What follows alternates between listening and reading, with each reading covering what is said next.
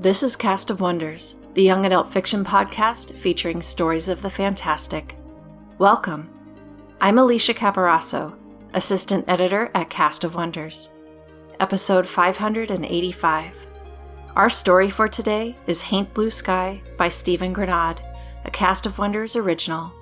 Stephen Granade is a physicist and writer living in Huntsville, Alabama, the town whose skyline includes a Saturn V rocket. His fiction has appeared in Escape Pod, Baffling Magazine, and Sub-Q Magazine. You can find him online at stephengranades.com or on Twitter at @Sargent. This story is narrated by L. Marie Wood.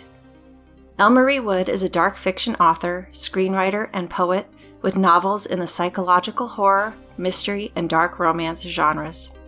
She won the Golden Stake Award for her novel, The Promise Keeper. She is a recipient of the Micah Award and has won Best Horror, Best Action, Best Afrofuturism, Horror Sci-Fi, and Best Short Screenplay Awards in both national and international film festivals. Wood's short fiction has been published in groundbreaking works, including the Bram Stoker Award finalist anthology Sycorax's Daughters and Slay, Stories of the Vampire Noir. She is also part of the 2022 BookFest Book Award-winning poetry anthology Under Her Skin. Her academic writing has been published by Nightmare Magazine and in the cross-curricular text Conjuring Worlds and Afrofuturist textbook. Wood is the founder of the Speculative Fiction Academy, an English and creative writing professor, a horror scholar with a PhD in creative writing and an MFA in speculative fiction, and a frequent contributor to the conversation around the evolution of genre fiction.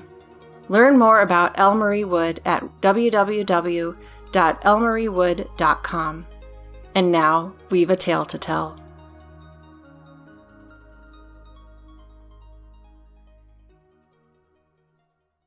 Haint, Blue Sky by Stephen Granade.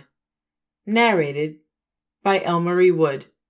Laurel hadn't had time lately to listen to the stars sing. Sophomore classes had kicked her butt up one side of the holler and back down the other. She'd been okay missing the stars until the school's combo football coach and part-time counselor had called her in right before Christmas break to talk about what she'd do after graduation. His test claimed that she should be an astronomer.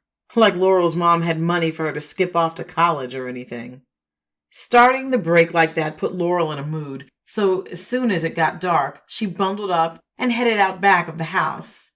At the train tracks, she laid down flat on the rough, sloped gravel, feet pointed at the ground, head pointed at the sky. At least she could listen to the stars for free. Their songs flickered like their light. Tonight, Sirius sang melody. Castor and Pollux added harmonies. Aldebaran's deep bass rumbled underneath. And over it all, the Milky Way trilled a faint blue shimmer of high notes hard to catch. Laurel had learned all the stars' names as soon as she could read, so she knew what to call them when they sang. Mom had asked why Laurel kept checking the same ratty star book out of the one-room public library. She'd laughed when Laurel talked about the stars singing, so after that, Laurel didn't say any more about it. But she kept listening to them and dreaming of being among them. Their song filled Laurel's head until she joined in. Laurel's notes always went all wobbly, but she didn't mind. The notes carried away her stress, misting into the air like her warm breath. She relaxed and closed her eyes and let the song flow through her. Child? Laurel sat up like an ant had bit her. She squinted at the darkness to see who'd heard her. The stars had let off singing. Hi? Laurel called. Child, why do you sing with us? The voice was a chorus that tickled her ears. Above, the stars still twinkled. Had they gotten closer? Hey, stars, that y'all? Laura winced. Mom would tell her to be polite, even if they called her child. Mr. Stars? Why do you sing with us? On the one hand, this was super weird. On the other, she already knew the stars sang. Why not talk? Laurel lay back on the gravel to keep from getting a crick in her neck. She didn't know how to explain how the stars' song made her whole, so she settled for saying, don't know. Then bold, why do you sing? That shut the stars up. Laurel traced a plane's path across the sky, red and green on deepest black, so high above her it might as well be a star itself. We are made to sing. Well, maybe I was too. Laurel wiggled herself a more comfortable spot in the gravel. You haven't sung with us in a while. They'd noticed her. Been busy. School stuff, you know. Good grief, of course they didn't know. There wasn't like a star school or anything. Why are you only talking to me now? We grew accustomed to your singing. Then you stopped. Confusion wrinkled Laurel's forehead. Y'all lonely? We crave your singing. Laura's childhood dream rose from where she'd pushed it down ages ago. You know, she said, casual-like. It didn't do to be too eager. I could come up there with you to sing. No. The flat rejection dropped like a thick Bible on her head, knocked the words from her. She gathered them back up. It's just I crave your singing too. Sure would like to be up there with you. You cannot pay for such a trip. Didn't that figure? Even the stars wouldn't pull her from this town. The beep, beep, beep of her phone brought her back to herself. Her meatloaf was done cooking. Shit, she said, then clapped her hands over the cuss word. You and me'll talk more later, she warned. She dodged nettle stalks, still alive far deeper into winter than they should be, and slipped past her namesake bushes as she ran pell-mell for home. Laurel set the TV tray in front of Mom, who'd collapsed to sleep as soon as she came in, too tired to take off her apron. She filled one end of the sofa like laundry. Mom woke up when Laurel clattered a plate down on the tray. She smacked lips, blinked, and sat up. You'll catch your death of cold out there. Let me fetch you ketchup. Laurel grabbed the squeeze bottle from the kitchen, along with a mason jar of tea, no ice, sweet enough to rot teeth with one sip. Just the way Mom liked it. You not eatin'? Mom asked between forkfuls of meatloaf. Red dripped from each bite. Had a sandwich when I got home. Laurel folded herself into an overstuffed rocking chair. Its springs squeaked a protest. Dinner shift again tomorrow? Yep. Mom sucked air between her teeth. Speaking of, no. You don't even know what I do, Mom. They've been having this argument since before school let out. Looked like they were going to have it again. Mike says you can shadow me, get used to the work. You won't get paid, but still. I need a break. Mom's whole face told Laurel what she thought about that idea. Laurel changed her approach. Look, I work with you. Who's going to make supper? We'll have to pick up leftovers at the diner. You know Mike'll charge you for them. He wouldn't, Mom. He wouldn't. But they both knew he would. The screech and rumble of a train interrupted them. The house shook like a nervous dog as it passed. After the noise died away, Mom waved her fork at Laurel. Gotta think about your future. I am. I got it all worked out. Laurel rocked forward, arms on knees, like she needed to be closer for Mom to hear her. Ollie got hired on at that new trucking company. He says he'll put in a word for me. Maybe get me a job with dispatch. Ollie. She said it like she should put a nickel in the cuss jar. Like he can help. Maybe you think you're too good for diner work. That's not it. Laurel crossed her arms. You know it ain't. Mom rubbed the bridge of her nose. Wrinkles bracketed her eyes, more than Laurel had noticed before. I worry, that's all. Don't. I got this. Fine. Talk to Ollie. Mom's lips hinted at a smile, rare for her. Always said you could argue ticks off a dog. Laurel should be happy she'd gotten her mom off her back. She could enjoy her Christmas break. Mom had picked up extra shifts in the fall. She hadn't said, but Laurel knew she'd done it so Laura wouldn't have to take a job during school. She felt small and mean making Mom carry that alone. Hey, the trucking job probably can't start till summer. Might as well work with you, get some experience. Make me easier to hire? Okay, then. This time Mom did smile. Okay, then.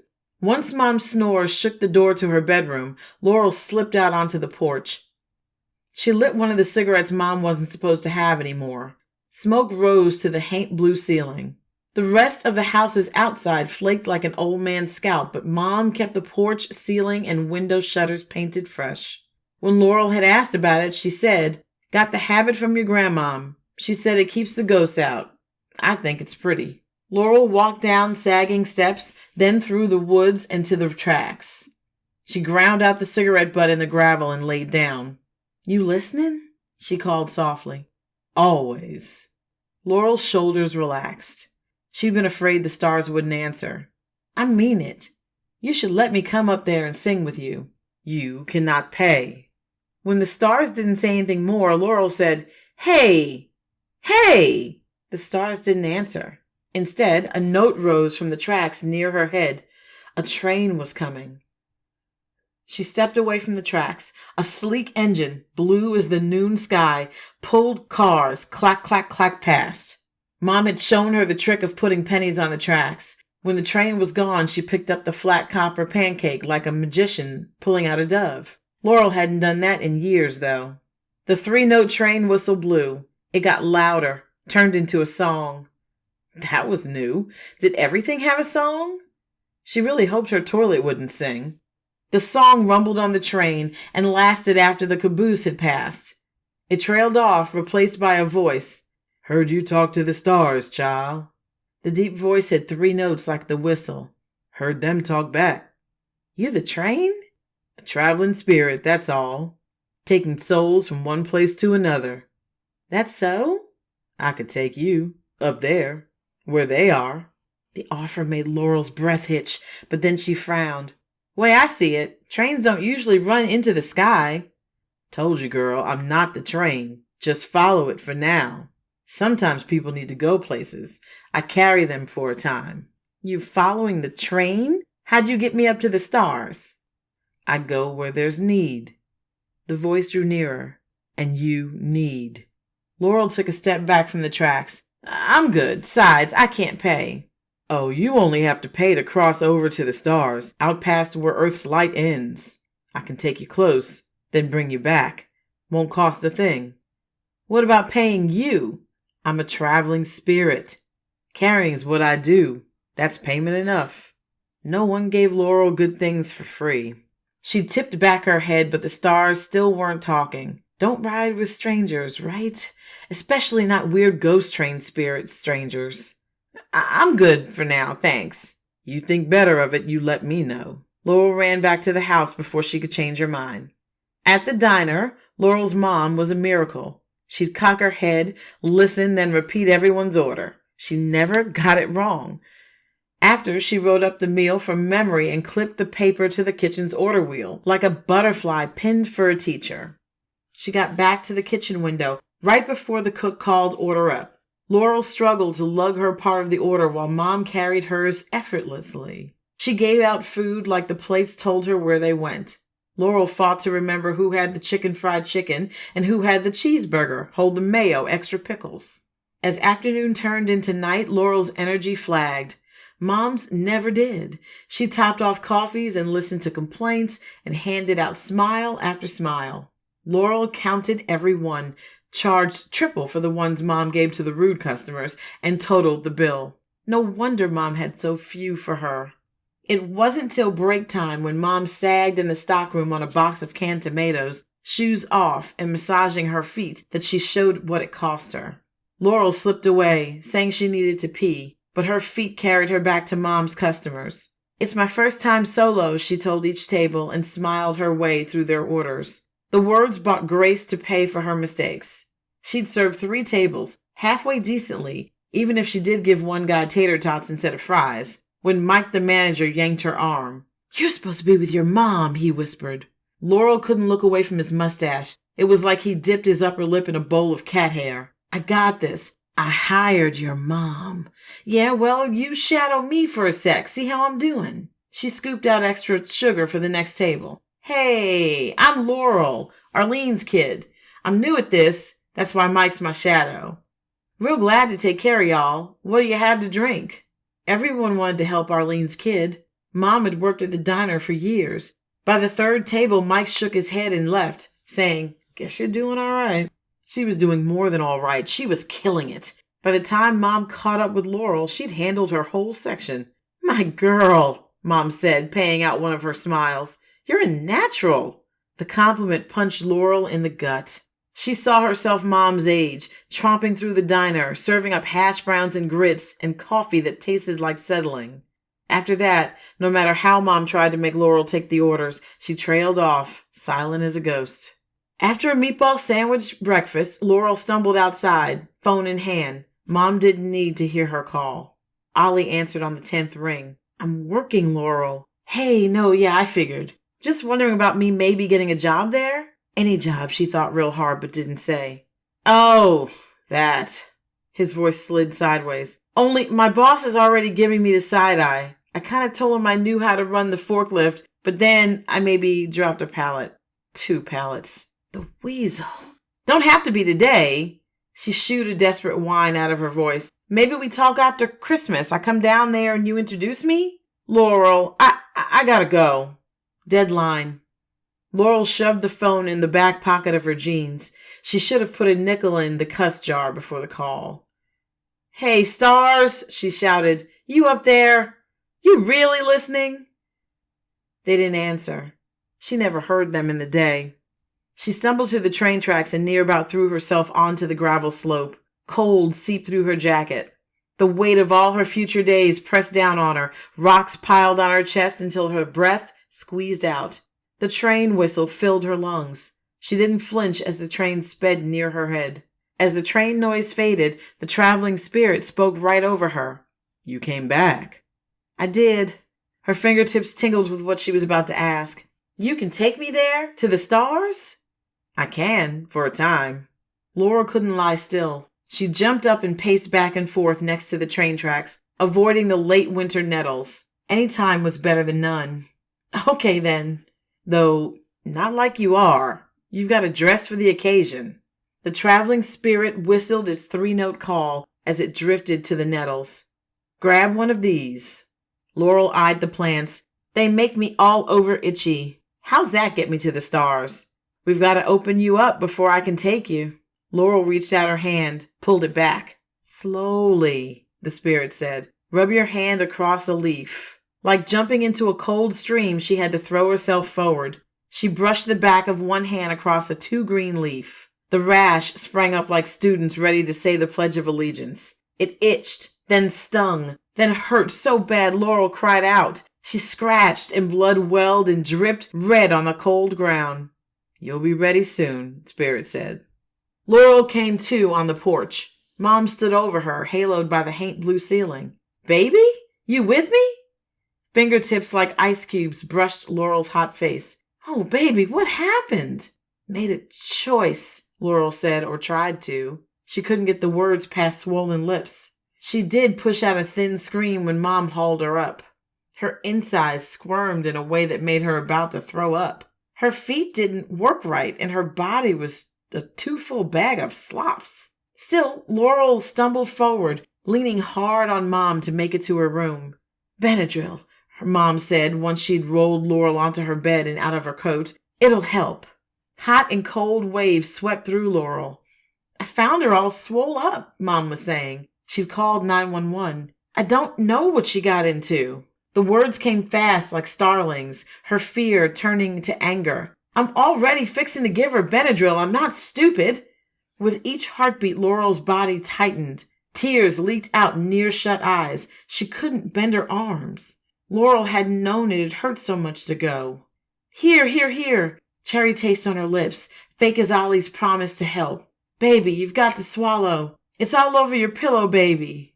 Laurel did as best she could. "You're burning up." Mom went and came, and then coolness on Laurel's face, a wet washcloth to draw the heat. Water collected in the hollow of her ears. "Dear Lord, I just pray you help my girl." Mom hadn't prayed in forever. "I just ask you bring down healing, Lord. Just soothe her. Lord, please, speed that ambulance. Lord, just bring it fast to us." A convulsion arched Laurel's spine. Her chest opened with the sound of a burst tire, making her mom cry out. Motes of light streamed out between the buttons of her flannel shirt. More, and then even more. Pain draining like water out the tub until the motes were all she was. And all she was light. Mom fisted her hands into Laurel's discarded clothes. Mom. Laurel's voice shimmered like sun on water. Mom. Mom looked up. Light freckled her face. Baby? It's okay. I'm okay. It's okay. I'm okay. Laurel drifted around the room, getting the hang of being a bunch of light. Mom gaped at her. You're gathering flies, Mom. Don't sass-mouth me, Mom said, and then hiccuped. Well, shit. Nickel in the jar. Gotta be you, Mom whispered. No one else would ride me this hard. Laurel discovered that when she laughed, she pulsed like fireflies. Baby, you've got to tell me what's happened. Are you dead? Don't right know myself. I don't think so. In the distance, the train whistled. But I know I've got to go. Just for a while, promise. The noise grew. The house shook. Laurel Jane Witt, Mom shouted. You explain yourself right now here. Closed shutters pounded fit to rattle Laurel's teeth. Only Laurel guessed they were rattling her memory of having teeth, which was too weird to think about right now. I'm going on a trip. This is how I got to be to get there. The train whistle screeched for her. Laurel moved to the shutters. They held fast and she couldn't slip through the cracks. They were Haint blue. She couldn't cross them. Mom, you gotta open the shutters. You're staying right here. Mom, it'll be okay, but you've gotta let me go. Open the shutters. Mom shook her head, fierce. The shutters pounded. Laurel's light faded. She was losing hold. Thoughts came slow. Please, Mom. She had to get out or she'd be dead. Her voice was a whisper, her tears sparks that drifted down to Mom's hair. Please. Mom gasped, several of Laurel's motes flying down her throat. She gasped again, then threw open the shutters. Air left the room like a tornado passing over. Laurel shot out the window. Laurel looped and turned as she flew upwards in the wake of the traveling spirit, who was all machine oil and rushing speed. The sky's blue faded until only black and stars remained. Higher, higher. Earth shrank. A ball, a coin, a spot. When they stopped, Laurel rushed forward, only to have the traveling spirit pull her back. No farther, he said, or you'll have to pay.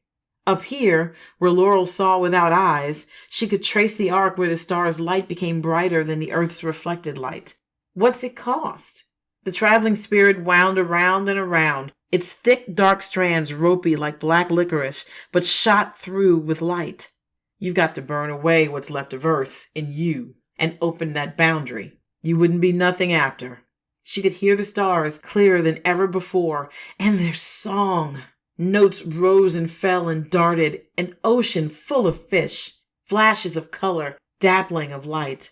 Laurel would cup her hands if she still had hands, scoop the song and bring it to her lips if she still had lips, let it slide down into her belly if she still had one, until she was taut full. But the song wasn't fully clear on this side of the border. She moved forward, but the traveling spirit pulled her back. Closer, she whispered. Please. This is as close as we get, you and me. After a moment of silence, the spirit said in its three-tone voice, You come all this way not to sing? The song was too perfect. She'd wrecked it. She drew into a tight ball of motes, her light dimming. Child. The star's voice pierced her. We see you. We crave your song.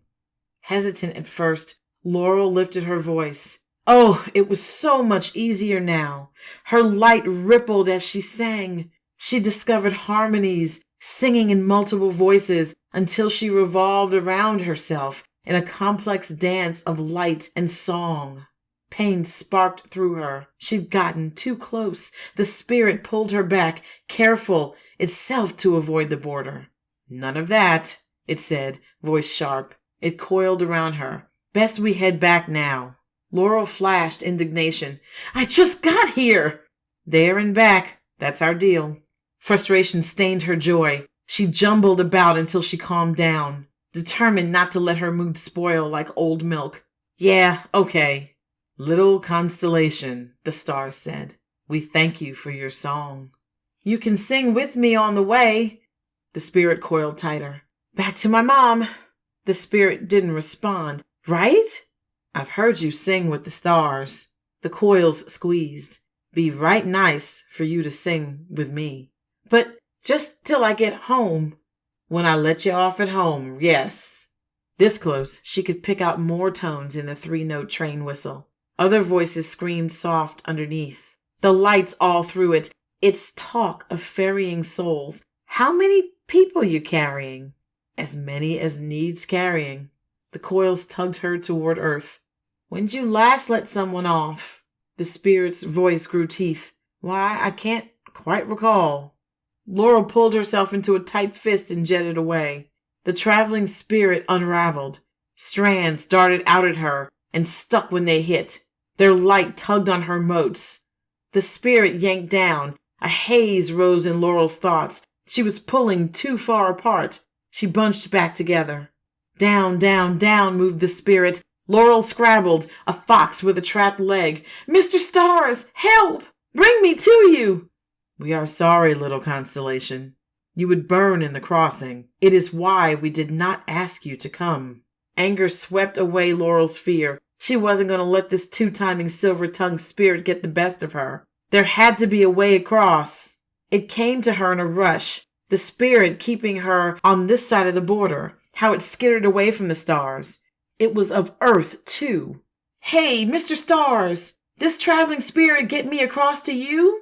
At that, the spirit slithered away, or tried to, because Laurel wrapped her motes around the spirit, stuck herself, but good, to it. She pulled up and out, unraveling the strands like spaghetti.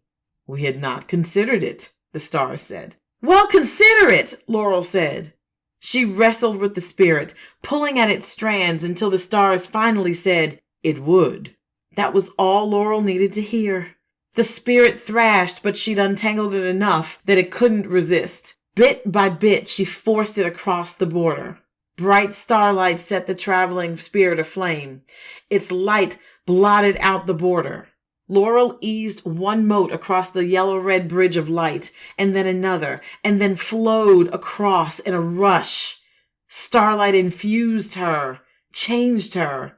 No, the spirit called, echoed by all its strands in syncopation, and no, fainter and fainter again, until the strands frayed and drifted up, and the spirit was gone. Its captured lights flowed back towards Earth, freed. The star's song rose again, clear as never before, and this time Laurel joined in without hesitation, without fear. The song filled her, and she emptied herself for it, and it never gave out. After a time, Laurel broke off. Mr. Stars, am I stuck here now? No, little constellation. The border will not hurt you now that you are remade. I can go home? Everything will go back like it was? The star's laugh was every good and honest laugh Laurel had ever heard, all stuck together. No one is the same after. Laurel churned thoughtfully, motes moving past motes. Do you wish to return? Even now you are not fully here. She left part of her on Earth, inside Mom. It tugged on her when she thought about it, an invisible rubber band that would yank her home if she let it. Would she? What did you do after you died and were a constellation? She'd figure it out, her and Mom. She was going back. Just not yet. In answer, Laurel poured out her song, and the stars met it with joy. I lived in New Orleans for a decade, and one of the many things I can tell you about living along the Gulf Coast is that it is never quiet. Everything, and I mean everything, sings. The insects, the birds, the trees, the weather. Once I had to warn Catherine, our editor, that I wasn't sure that I was able to edit out the cacophony of the frogs from the pond outside my apartment from an episode end cap I was recording. Their song was so deafeningly loud. That Laurel could hear the song of the stars through the symphony here on Earth shows how focused she is on her personal desires, if not her goals. She may not be able to state what those are yet, but she knows that they don't involve a life serving cheeseburgers and french fries. That isn't to say she doesn't admire the hard work and sacrifice of her mother to provide for her, though. Spirits are loud, too, down on the Gulf, and with some, their song can be like an earworm, telling you what you want to hear, tricking you into giving something of yourself that you may regret. And that is why people in the South like to keep them out of their houses. The tradition of painting porch ceilings, doors, and shutters Haint blue originated with the Gullah people in South Carolina. Originally, Haint blue was thought to ward haints, or spirits, away from the home. It was intended either to mimic the appearance of the sky, tricking spirits into passing through, or to mimic the appearance of water, which spirits traditionally could not cross. When Laurel becomes a spirit herself, she's faced with a series of boundaries, the Haint blue and the celestial crossing. In this story, both are rites of passage for Laurel. Thankfully, her mother, because she loves Laurel, lets her through the former. Laurel decides that her life will be what she wants, even if she's still figuring it out, not what her mother wants for her out of caution or fear. Laurel forces the spirit through the celestial boundary by outwitting it. She does not turn back, falling prey to what the spirit in deceit has whispered in her ear. In the end, Laurel reaches the stars. And did you notice? All the stars wanted was to sing with her. Join us again soon. We love bringing you the best audio fiction week after week, but we can't do it without your support. Your donations pay our authors, our narrators, our servers, and our staff. Please consider supporting us with a monthly donation through either PayPal or Patreon. You can also review us on Apple Podcasts, request us on Spotify, and consider the stories we publish for award consideration. There are lots of ways you can help. Join the discussion on the EA Forum, forum.escapeartist.net, or EA Discord. Visit us on Twitter at Cast of Wonders. Come say hello. Cast of Wonders is brought to you by editor Catherine Inskip, assistant editors Cup Hakab and Alicia Caparasso, associate editors Tanya Adelit, Amy Brennan, Samto Aheswe, Ray O, Simon Pan, Samuel Poots, Emma Smales, Denise Sudell, and Rin Yi. Editorial assistant Amy Brennan, community manager Denise Sudell, and our audio producer Jeremy Carter.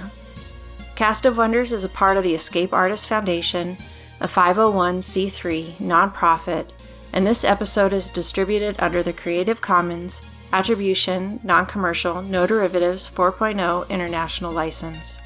That means you can download or listen to the episode on any device you like, but you can't change it or sell it. Our theme music is Appeal to Heavens by Alexia Nove, available from Promo DJ or his Facebook page. Thank you for listening.